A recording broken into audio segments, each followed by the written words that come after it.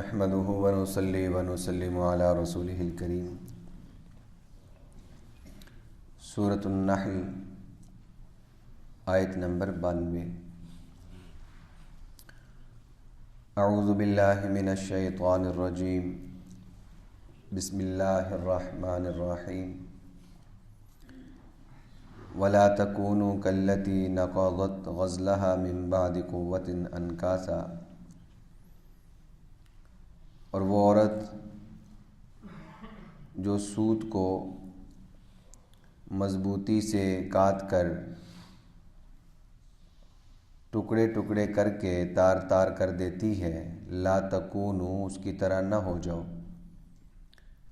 تتخذون ایمانکم دخلا بینکم، کہ تم اپنی قسموں میں دخلا بینکم، آپس میں فساد کا ذریعہ بنانے لگو، ان تکون امۃ ہی اربا من امہ، کہ بعض لوگوں کو بعضوں سے زیادہ فائدہ ہو، انما یبلوکم اللہ بہ، یقیناً اللہ تعالیٰ اس سے تمہاری آزمائش کرتا ہے، وَلَيُبَيِّنَنَّ لَكُمْ يَوْمَ الْقِيَامَةِ مَا كُنْتُمْ فِيهِ تَخْتَلِفُونَ، اور جن باتوں میں تم اختلاف کر رہے ہو، قیامت کے دن اللہ تعالیٰ تمہارے سامنے کھول کر بیان کرے گا۔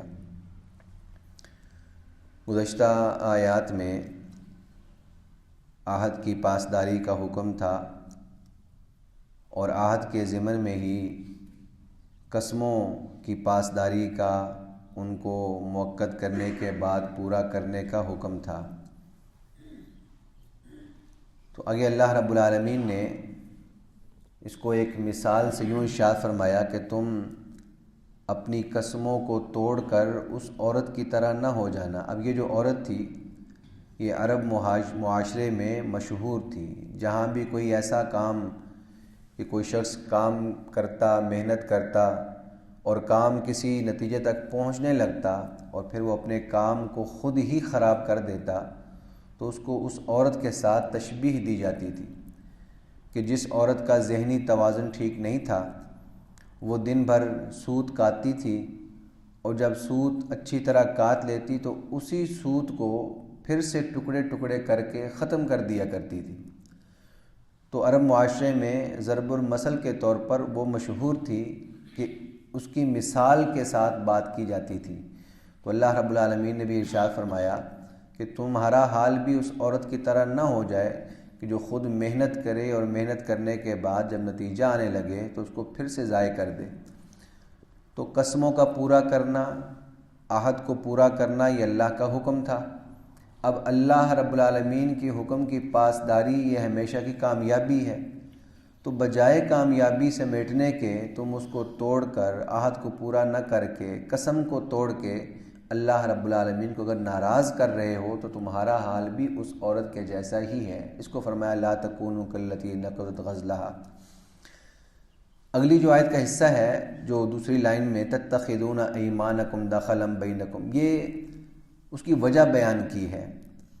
فرمایا کہ تم اپنی قسموں کو آپس کے فساد کا ذریعہ نہ بناؤ، کیونکہ جب قسم انسان اٹھاتا ہے تو قسم کا مطلب یہ ہوتا ہے کہ سامنے والے کو یقین دہانی کرا رہا ہوتا ہے کہ میں یہ کام کروں گا، اور یہ یقینی بات ہے، پکی بات ہے، میں ایسا کروں گا یا ایسا نہیں کروں گا، جو بھی معاملے کی قسم ہوتی ہے۔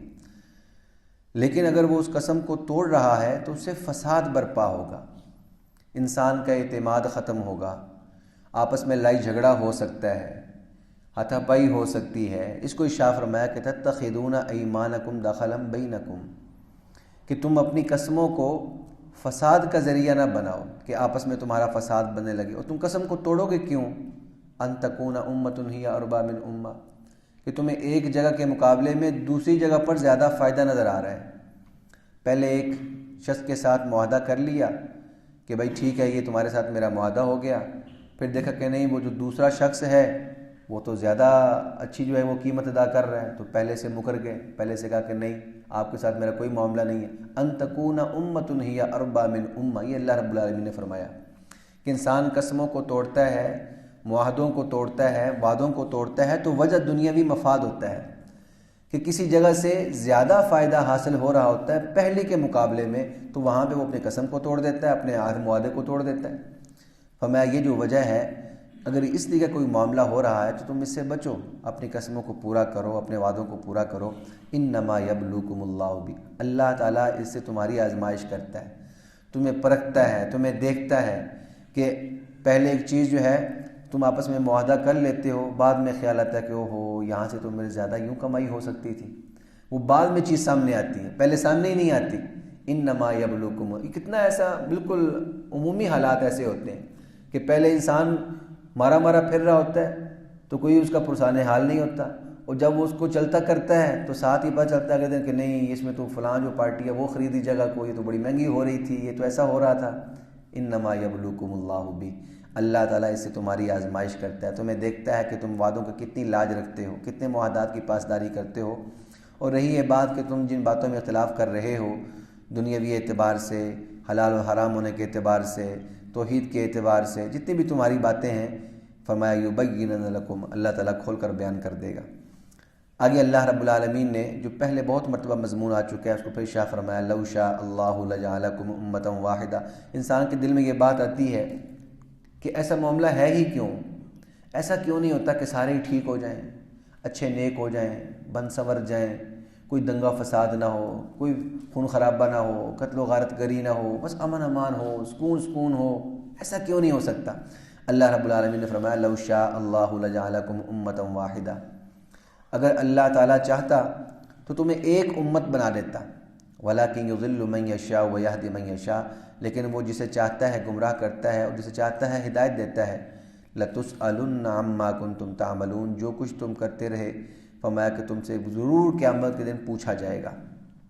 اب یہ اللہ رب العالمین جملہ فرمایا کہ اگر اللہ تعالیٰ چاہتا تو سب کو ہدایت دیتا۔ یہاں ہدایت سے مراد زور زبردستی کی ہدایت ہے، جبری ہدایت ہے۔ جیسے کسی کو اللہ نے مرد پیدا کیا، کسی کو عورت پیدا کیا، تو کسی کا کوئی یہاں اختیار نہیں ہے کہ مرد یہ چاہے کہ نہیں میں عورت بن جاؤں، اور یہ چاہے کہ نہیں میں تو مرد ہونا چاہیے تھا۔ یہ اللہ کی تقسیم ہے، اللہ نے بنا دیا۔ کسی کو امیر گھرانے میں پیدا کیا، کسی کو غریب گھرانے میں پیدا کیا، اللہ کی تقسیم ہے۔ تو ایسے ہی بہت سے جو معاملات دنیا کے ہمارے ہیں وہاں ہمارا اختیار نہیں ہے۔ اور آسان کر دیتا ہوں، کوئی شخص خوبصورت پیدا ہونا چاہتا تھا، بظاہر اس کی خوبصورتی نہیں ہے۔ کوئی شخص اچھے بالوں والا ہونا چاہتا تھا، بظاہر اس کے بال نہیں ہیں۔ پورے اعضاء والا بننا چاہتا تھا، اس کے اعضاء پورے نہیں ہیں۔ تو یہ اللہ رب العالمین کی وہ چیزیں ہیں جس میں بندے کا کوئی اختیار ہے ہی نہیں۔ تو فرمایا اگر اللہ تعالیٰ چاہتا تو ایسے ہی تم سب کو ایک ہی طرح کا پیدا کر کے ایک ہی ہدایت کے فیصلے کر دیتا، اور کوئی دنگا فساد فتنہ اور فساد ہوتا ہی نہیں، سارے ایک ہی لائن سیدھی لائن پہ ہوتے۔ لیکن یہ زور زبردستی کی اگر ہدایت اللہ تعالیٰ دیتا، جبری ہدایت، تو پھر دنیا بنانے کا جو مقصد ہے وہ تو ختم ہو جاتا، کیونکہ اللہ رب العالمین کا مقصد یہ تھا۔ خود جو ارشاد فرمایا کہ یہ دنیا اس لیے بنائی، الذی خلق الموت والحیاۃ لیبلوکم ایکم احسن عملا، مقصد یہ تھا کہ ہم یہ آزمانا چاہتے ہیں، دیکھنا چاہتے ہیں کہ اچھے کام کون کر کے آتا ہے۔ یہ جو موت و حیات ہم نے بنائی ہے یہ اس لیے بنائی ہے، ہم نے ایک بندے کو امتحان میں ڈال دیا کہ تم ہماری مان کے آتے ہو یا اپنی مرضی کر کے آتے ہو، یہ ہمارا مقصد ہے۔ تو اگر سب ہی نیک ہونے تھے اور زور زبردستی کے نیک ہونے تھے پھر تو یہ مقصد ہی ختم ہو گیا۔ تو یہ وہ معاملہ ہے، اس کو اللہ رب العالمین نے شاہ فرمایا لو شاء اللہ لجعلکم امۃ واحدہ۔ اگر اللہ تعالیٰ، بس ایک جملہ بڑھانا ہے، آیت سمجھ میں آ جائے گی، اگر اللہ تعالیٰ چاہتا زور زبردستی کی ہدایت تم سب کو دے دیتا، اور جبری زور زبردستی کی ہدایت اللہ کی حکمت کے خلاف ہے، اس لیے اللہ نے زور زبردستی ہدایت کسی کو نہیں دی۔ ہاں راہ ساری دکھا دی، ہدایت کے راستے بھی دکھا دیے، وَهَدَيْنَاهُ النَّجْدَيْنِ، ہم نے اس کو دونوں راستے دکھا دیے، شر کا راستہ بھی دکھا، فَأَلْهَمَهَا فُجُورَهَا وَتَقْوَاهَا، اس نفس کو، اس انسان کو اس کا اچھا حال بھی دکھا دیا، اس کا برا بھی دکھا دیا، بتا دیا یہ اچھا ہے، بتا دیا یہ برا ہے، اس کو عقل بھی دے دی جو عقل بتاتی ہے کہ ہاں یہ غلط بات ہے، یہ صحیح بات ہے۔ یہ سب کچھ دکھانے کے بعد بندے کو اختیار دے دیا کہ اب تم کرتے کیا ہو، اب تم اچھائی کو اپناتے ہو یا برائی کو اپناتے ہو۔ اس میں انسان کا اختیار شامل ہے، بہت سی چیزوں میں اختیار شامل نہیں ہے، لیکن جس پر جنت و جہنم کا مدار ہے اس میں اختیار شامل ہے۔ ایمان لانا ہے، کفر قبول کرنا ہے، نماز پڑھنی ہے نہیں پڑھنی ہے، روزہ رکھنا ہے نہیں رکھنا ہے، حج و عمرہ کرنا ہے نہیں کرنا ہے، زکوٰۃ دینی ہے نہیں دینی ہے، لوگوں کے حقوق پورے ادا کرنے ہیں نہیں کرنے ہیں، بندے کا پورا اس میں اختیار ہے۔ یہ نہیں کہہ سکتا نہیں معاذ اللہ معاذ اللہ، اللہ تعالیٰ نہیں چاہ رہا اس لیے میں نماز نہیں پڑھ رہا۔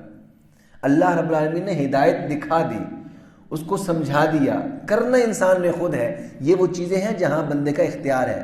کچھ چیزیں میں نے بیان کی ہیں جہاں بندے کا اختیار نہیں ہے، مال کتنا آئے گا، عمر کتنی ہوگی، صحت کتنی ہوگی، اولاد کتنی ہوگی، اس میں بندے کا اختیار نہیں ہے، وہ مجبوری کے فیصلے ہیں، وہ انسان کو مان کے چلنے ہیں۔ ہاں یہاں جو عمل کی زندگی ہے اس میں انسان کا پورا اختیار ہے۔ اس کو فرمایا کہ اللہ تعالیٰ چاہتا زور زبردستی کی ہدایت دیتا، لیکن ایسا نہیں ہے۔ یضل من یشاء، چنانچہ اللہ تعالیٰ جسے چاہتا ہے گمراہ کرتا ہے، اور گمراہ کن کو کرتا ہے؟ واللہ لا یہدی القوم الفاسقین، واللہ لا یہدی القوم الظالمین، واللہ لا یہدی القوم الکافرین۔ اللہ تعالیٰ کافروں کو ہدایت نہیں دیتا، اللہ تعالیٰ ظالموں کو ہدایت نہیں دیتا، اللہ تعالیٰ نافرمان لوگوں کو ہدایت نہیں دیتا۔ یہ وہ لوگ ہیں جن کو اللہ ہدایت نہیں دیتا۔ تو ظلم کرنا، کفر کرنا، یہ انسان کا اپنا اختیار ہے۔ تو جو اپنے اختیار سے گمراہی پر جاتا ہے اللہ اسے گمراہ ہی رکھتا ہے۔ اس کو فرمایا کہ جسے چاہتا ہے گمراہ کر دیتا ہے۔ وَيَهْدِي مَن يَشَاءُ وَيَهْدِي إِلَيْهِ مَن يُنِيبُ، جو اس کی طرف رجوع کرتا ہے اللہ اسے ہدایت دیتا ہے۔ تو اس لحاظ سے اللہ جسے چاہتا ہے ہدایت عطا کرتا ہے۔ لَتُسْأَلُنَّ عَمَّا كُنتُمْ تَعْمَلُونَ، اے لوگو تم جو کچھ بھی کام دنیا میں کر رہے ہو اچھا یا برا، قیامت کے دن تم سے باز پرس ہوگی، تم سے پورا حساب کتاب لیا جائے گا۔ اللہ رب العالمین مجھے آپ کو تعلیمات اسلامیہ پہ عمل کی توفیق عطا فرمائے۔ وما علینا الا البلاغ المبین۔ الحمد للہ رب العالمین والصلاة والسلام علی سید الانبیاء والمرسلین رب ارحمہما کما ربیانی صغیرا ربنا هب لنا من ازواجنا وذریاتنا قرۃ اعین وجعلنا للمتقین اماما۔ اللهم انا نسألك الصحة والعفة والامانة وحسن الخلق والرضا بالقدر۔ اللهم ارنا الحق حقا وارزقنا اتباعه وارنا الباطل باطلا وارزقنا اجتنابه۔ وصلی اللہ تعالی علی رسولہ النبی الکریم وعلى آلہ واصحابہ اجمعین، آمین برحمتک یا ارحم الراحمین۔